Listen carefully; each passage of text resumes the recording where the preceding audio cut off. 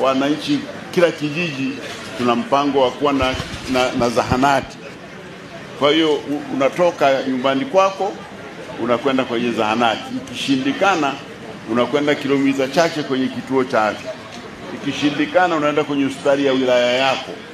Ukishindikana unakuja kwenye rufaa, kama mahakama, unaanza ya mwanzo mpaka mahakama kuu, sawa?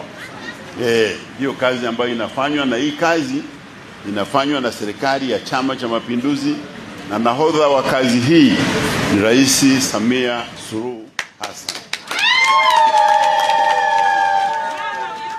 Kwa hiyo tunaposema Samia mitano tena, hatusemi uongo, tunasema mambo ya kweli yanayotokea.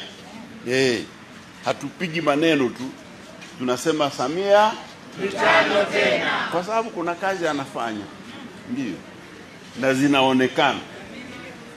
Lakini nyinyi mje hapa mdanganywe na maneno matupu tu ya watu wanapita, mara waenda Angola wafukuzwe, mara wapi.